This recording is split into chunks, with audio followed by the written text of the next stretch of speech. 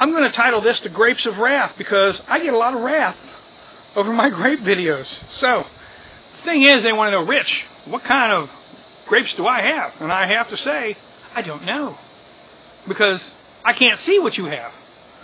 And when you tell me that the video I shoot with my grapevines doesn't help you with your grapevines, I'm sorry.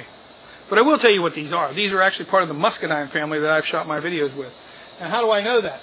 Well, one, I check out the vine itself, and I look at the vine to see if there's any red marks on it, or green marks on it, or stripes on it of any kind, or anything like that. Okay?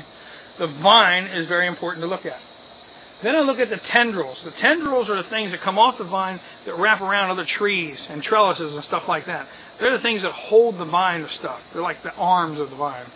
How many tendrils come off? Does it come off as one piece and then split into two? Does it come off as one piece and stay one? Those are different things that let you know what kind of vines you have. Then there is the leaf structure, and that is very important. Okay, so these leaves are edible, but they have jagged edges. See the teeth on them? They have jagged edges on there. This is actually part of the muscadine grape family, and this lets me know that this is edible, not just by the leaves, but by everything all together. And I'm going to show you the most important part now.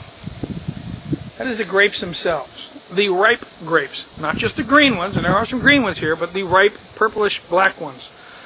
Those grapes tell me what this is, and by doing that I can squeeze one open and I find out. Now look how small these grapes are, and those are good grapes. Those are ready to go, but they're not really eating grapes, because 85% of this grape, if I open this up, 85% of this grape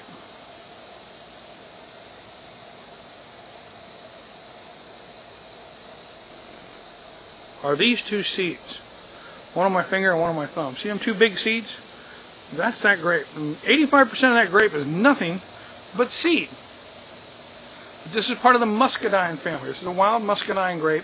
And what this does over the centuries, since 17th, 18th centuries, and the plantations and the grapes that were cultivated by men here have gotten loose into the wild, and the birds have spread them, of course, and other animals have spread them, and the grapes have grown.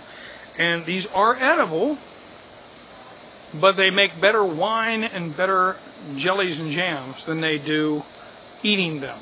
Now, the leaves are edible and very good. The leaves are good when they're small, and I like to take the leaves when they're fresh and young and pickle them and use them to wrap up things. So I put meat and rice and other stuff in the leaves, and I wrap them up, and it kind of makes like a little mini burrito, but it's in the, and you can pickle that and other things. Great. So if you guys have seen grape leaves in the stores, these will work.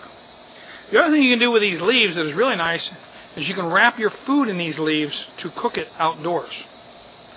And that's a wild edible leaf that you can use to cook your food in. So if you have two of these, and these are pretty good sized leaves, now there are some bigger ones around here, but that is big enough for a Johnny cake or something, to put in the center of it, and put another one over top of it, wrap it up, put it in a fire, cook it in the fire, bring it out so you don't get ashes all over your Johnny cake. They get the ashes on the leaves. Not a bad deal.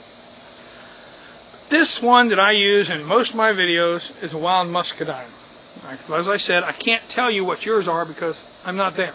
I can't identify yours. You can't call me up and say, hey Rich, or leave me a message and say, it's got a brown vine, green leaves, and green and black grapes.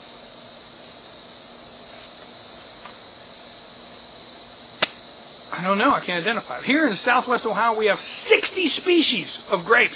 60! And I don't know all of them. Trust me. I can't identify every one of them. I've got a lot of other vegetables, a lot of other wild edibles that I do know, but I'm not an expert on grapes. So being able to identify what you have in a different part of the country, how many more species are in the United States? I don't even know that. I just know that there's about 60 here in the Ohio area. So being able to tell you exactly what you have, take it down to your local horticulturalist, take it down to a specialist, take it down to the local plant guy, and say, any idea? So, and go from there. Seeds, leaves, tendrils, vines. Those are what you need to look at. The seeds, the leaves, the tendrils, the vines. That's the best help I can give you all. Grapes of wrath, what can I say? I appreciate your views, I appreciate your comments, and I greatly appreciate everybody tuning in and having a fun time with me. Hope this helps you out, and if not, yell at me some more. All right, and I'll get back with you on the next one. Everybody have a good day.